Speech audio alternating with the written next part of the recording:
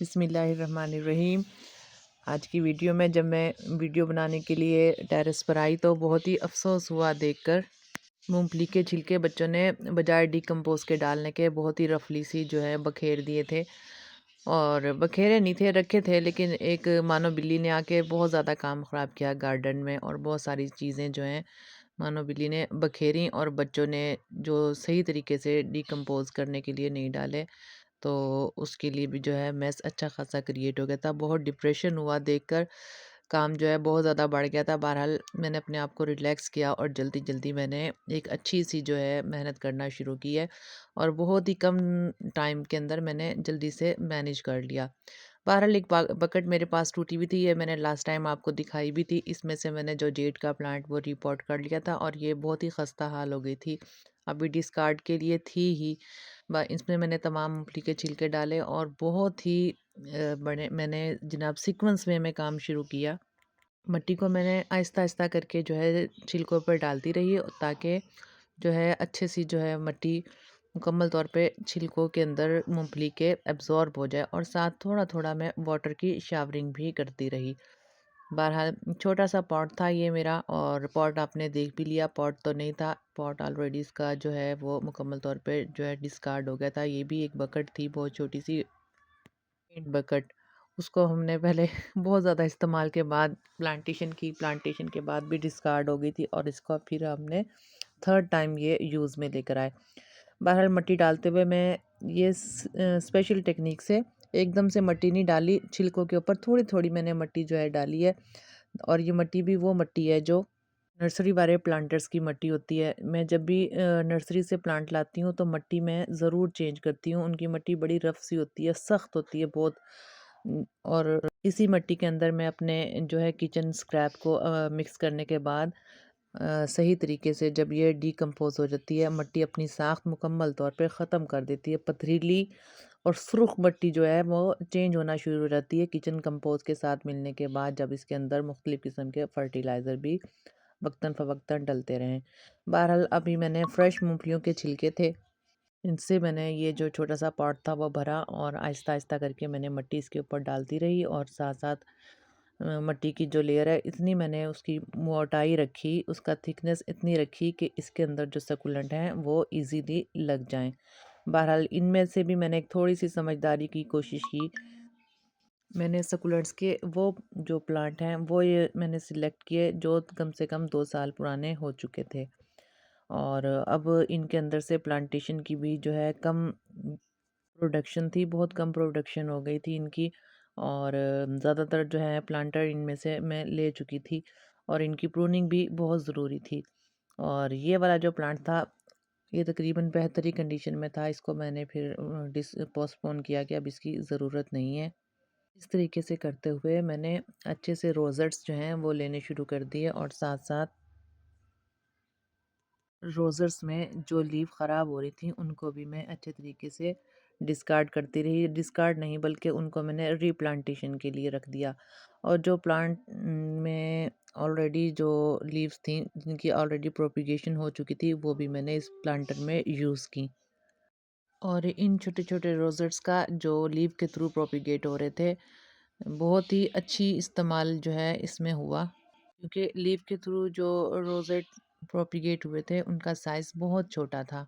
और ये जो प्लांटर था अभी हम लोगों को इसमें इतनी ज़्यादा बड़े जो है रोजेट्स की ज़रूरत नहीं थी, ताकि आहिस्ता आहिस्ता ग्रोथ होती रहे और जो ये प्लांटर है ज़्यादा से ज़्यादा यूटिलाइज भी हो जाए। बहरहाल आमना ज़ैनब भी मेरी बड़ी हेल्प करती रही वक्तन फ़वक्तन। वो भी जो कुछ लीव्स थी जिनमें ऑलरेडी प्रोपिगेशन हो चुकी थी वो आमना ने ला कर देती रही। और देखें छोटे छोटे मैंने रोज़र्स को प्रेफर किया इस प्लांटर में लगाने के लिए, ताकि एक तो ये रूट्स इनमें तो खैर बन गई थी। ज़्यादा से ज़्यादा टाइम ये आमना ने पूरे जो है गार्डन से कोशिश करके जितने भी छोटे छोटे रोज़र्स थे वो मुझे जमा कर दिए। तो छोटे रोज़र्स को लगाने का मकसद ये था, एक तो प्लांटर पे ज़्यादा जो है सस्ता हाल सा था, ज़्यादा इस पे बोझ भी ना पड़े। और ये छोटे रोज़र्स थे, और इसकी जो मैंने बेस बनाई थी वो भी थी अच्छी सी वेल ड्रेनेज सोइल की, जिसमें था ज़्यादा से ज़्यादा मूंगफली के छिलके।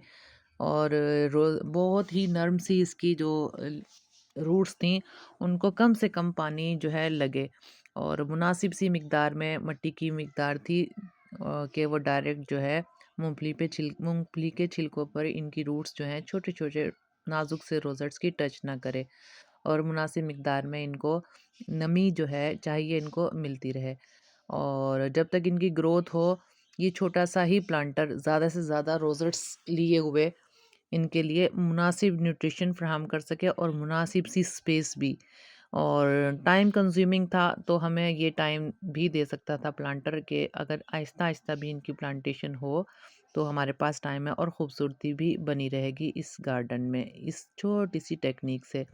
बहरहाल आप देख सकते हैं कि अगर आपके गार्डन में कुछ भी इस तरह का हो जाए, जो जैसे मैंने बताया एक छोटी सी कैट ने हमारे घर में आके बहुत मेस क्रिएट किया, तो हम कोई ना कोई हल जो है निकाल सकते हैं और काफ़ी ज़्यादा जो टेक्निक्स हम यूज़ कर सकते हैं। बहरहाल ये तमाम प्लान मेरे माइंड में जल्दी जल्दी ही बना, और बहुत ही तेज़ी के साथ हमने ये जो है काम करना शुरू कर दिया, और आमना ने मेरा भरपूर साथ दिया इस तमाम प्रोसीजर में। और इसके साथ-साथ जितनी भी छोटी-छोटी लीव्स थी जिनमें जर्मिनेशन हो गई थी रोज़ेट्स की, तो वो भी तमाम की तमाम जो लीव्स हैं एक ही प्लांटर में समाई गईं। उनको भी एक छोटा-सा घर जो है मुयस्सर हो गया। और इस दौरान भी अब जो भी बड़े रोज़ेट्स हैं वो मैं इस प्लांटर में यूज़ करूँगी। उनकी लीव्स भी मैं किसी न किसी इसी तरह के प्लांटर में डाल दूँगी, ताकि जब हमें इस किस्म का नेक्स्ट कोई प्लांटर बनाना पड़े, हमारे पास जो है ढेर सारे रोज़ेट्स वो जमा हुए हों। हमने इस प्लांटर में कोशिश यही की कि छोटे से छोटे रोज़ेट्स जिनको घर भी मिल जाए, यानी कि पॉट भी मिल जाए, और अपनी जर्मिनेशन को वो एक्सटेंड भी कर लें और मुकम्मल तौर पे कन्वर्ट होना शुरू हो जाएं एक अच्छे से सही से रोज़ेट्स में। आमना जनाब अपना सिलसिला आमना ने वक्तन फ़वक्तन जारी रखा सकुलेंट के पूरे गार्डन से लीव के थ्रू प्रोपिगेट होने वाले रोज़ेट्स के लाने में।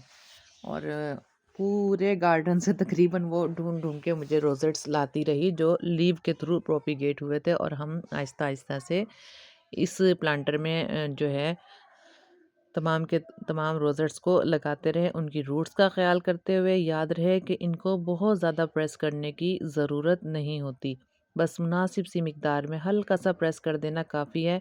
और इस स्टेज पे आप जो है ये नम है मट्टी, और अगर कोई रूट आपको नज़र भी आ रही है, मैंने बहुत एहतियात से लगाए हैं और हाथ भी बैठ जाता है। देखें इसमें से भी मैं लीव जो है निकाल दूँगी जो थोड़ी ख़राब है, क्योंकि ये जो है प्लांटर 2024 की शदीद गर्मी का जो पीरियड है वो गुज़ार चुका है, और इसलिए इनमें फ्रेश जो है रोज़ेट्स आ रहे हैं, वही हरे भरे हैं और हेल्दी हैं। और जो पिछले साल के रोज़ेट्स हैं वो ज़्यादा कंडीशन में बेहतर नहीं है। उनमें से जो थर्स्टी सी और रफ़ सी लीव्स हैं उनको निकाल देना बहुत ही बेहतर है, क्योंकि हमारी ज़्यादा से ज़्यादा कोशिश है कि बनने वाला नया पॉट गार्डन में इंतहा दर्जे की खूबसूरती जो है वो बखेरे, और देखने वाली आँख एक बार ज़रूर खुश हो हमारी इस काविश से।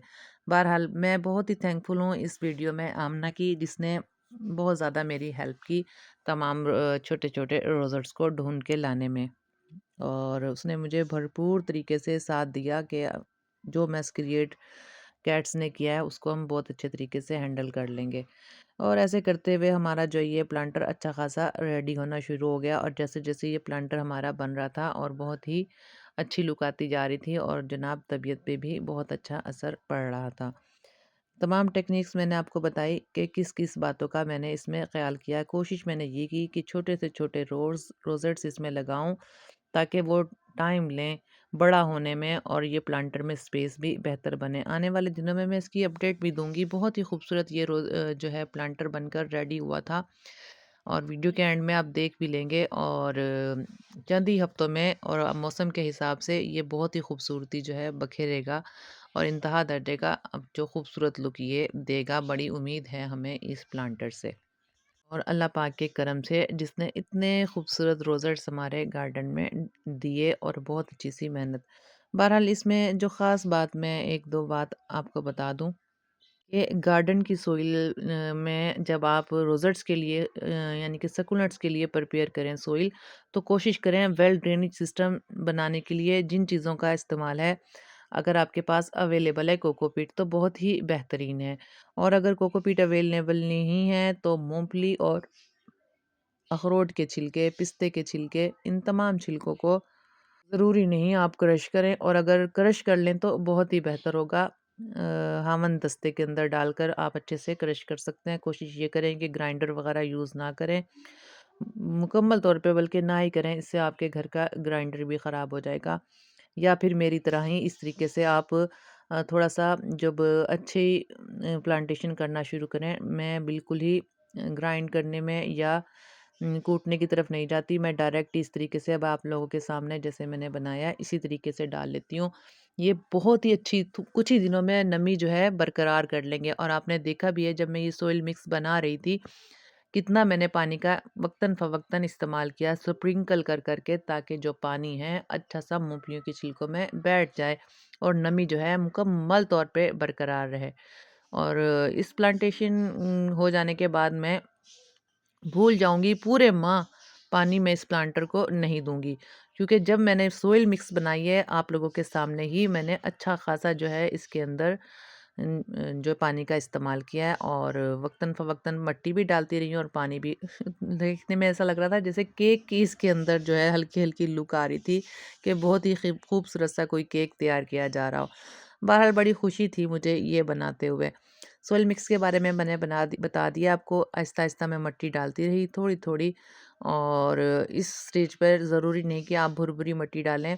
आप अच्छा-सा लीव कंपोस्ट भी जो अच्छे तरीके से वेल कंपोज़ हुआ हो, जिसमें गार्डन सोइल भी मिक्स हो, जो आपकी रेडी हुई हुई हो, आपने अपने गार्डन के लिए, प्लांटेशन के लिए रेडी की हुई हो सोइल, वो भी आप मूँगफली के छिलकों पर डाल सकते हैं। बस हमेशा ख़्याल इस बात का रखना है कि जो भी हम प्लांटेशन कर रहे हैं रोज़र्स की या कैक्टस की, कोशिश ये करें कि वो डायरेक्ट जो है छिलकों पर टच ना करे, या जो भी कंपोज़ है उस पे डायरेक्ट या कोकोपीट थोड़ा-सा दूर रहे, जो मुनासिब रेडी जो सोइल है उसके अंदर ही रहें। बहरहाल ये ऐसे करते हुए मैंने अच्छी सी थिक सी लेयर लगाई थी मिट्टी की, और जिसमें ये ईज़िली जा भी रहे थे, क्योंकि देखें अगर हम मूँगफलियों के छिलके पर अगर हम ये रखें तो वो गिरने का ख़तरा होता है, लेकिन ये मिट्टी ही की लेयर इतनी मैंने लगाई है कि अच्छे से जो रोज़ेट्स हैं उसके अंदर एब्ज़ॉर्ब होने की तरह अच्छे से अपने आप को स्टेबल कर लें। बस ऐसे ही करते हुए मैंने तमाम के तमाम रोज़ेट्स से ये जो है अपना केक नुमा जो प्लांटर है रेडी कर लिया था। बहुत ही खूबसूरत लुक आई थी, और जब मैंने इसको गार्डन में लगाया कैक्टस वाले, एक इंतहा दर्जे का हुस्न इसमें लग रहा था, और तमाम प्लांटर से ये ज़्यादा ही खूबसूरत मुझे लग रहा था। वैसे मुझे अपना हर सकुलेंट, हर प्लांटर प्यारा लगता है, लेकिन इस पे मुझे बहुत ही ज़्यादा खुशी महसूस हुई कि ये बस हमने जो है पॉट हमने फेंकना था। अब कई बार इसको इस्तेमाल कर चुके थे, अब इसमें कोई भी, लेकिन बहरहाल आमना भी बड़ा खुश थी कि चलो हमने इसको रीयूज़ कर लिया इस छोटे से पॉट को। बहुत नरम सा था। इसके अंदर मैंने एक और भी जो है बाय चांस एक टेक्नीक हमारी इसमें लग गई थी, वो हमने प्लान के थ्रू तो नहीं की थी। कुछ मेरे प्लांटर पिछले दिनों टूट गए थे, मिट्टी के प्लांटर, उनको मैंने सीमेंट से जो है जोड़ा था, तो बैलेंस में जो सीमेंट बची हुई थी सीमेंट पॉट के अंदर, उसको मैंने जो है इसी इसमें डाल दिया था, प्लांटर में टूटे हुए। तो बहरहाल इसकी बेस जो है अच्छी खासी मज़बूत है। तो ये रफ़ टफ़ सा नहीं होगा प्लांटर, ये नहीं कि बहुत नाज़ुक होगा, अच्छी खासी जो बेस इसकी मज़बूत है। तो मैं जब भी इसको उठाऊँगी, इसको मूव करने के लिए, तो बेस से ही उठाऊँगी। बेस में अच्छी खासी जो है सीमेंट की लेयर की वज़ह से इसका जो वेट है वो भी मुनासिब है, और इसकी मज़बूती भी मुनासिब है, और ये सही प्लांटर हमारा बन के रेडी होगा। बहुत ही नाज़ुक या टूटा हुआ प्लांटर कहीं से नहीं लगेगा कि रफ़ टफ़, और गार्डन में बुरा भी नहीं लगेगा। बहुत सारी बातें मैंने आपको इस प्लांटर की तकरीबन बता दी हैं, फिर भी आपके माइंड में कोई भी क्वेश्चन आ रहा हो तो मुझसे पूछ लीजिएगा। बहरहाल रेडी होने को ही था, मैंने कोशिश ये की कोई भी जो स्पेस है इसमें ना बचे, और मुकम्मल तौर पे जो है ये कवर हो जाए। बहरहाल कहीं-कहीं जहाँ स्पेस नज़र आ भी रही थी, वक़्तन-फ़वक़्तन मैं इसमें छोटे-छोटे जो रोज़ेट्स हैं लीव वाले, वो मैं लगाती रही, और इस तरीके से करते हुए मैंने ये फुल प्लांटर जो है रेडी कर लिया था। बहुत ही खूबसूरत लुक आई थी, और आमना भी वक़्तन-फ़वक़्तन अपना सिलसिला जारी रखे हुए थी। पूरे गार्डन से सक्युलेंट्स के ढूँढ कर ला रही थी। बहरहाल बहुत ज़्यादा इस स्पॉट की वज़ह से छोटी-छोटी रोज़ेट्स जो मेरे पड़े हुए थे उनको स्पेस मिल गई, घर मिला छोटा-सा। और हम लोगों को अक्सर ही रहता था कि ये सकुलेंट्स लगाएँ तो कहाँ लगाएँ?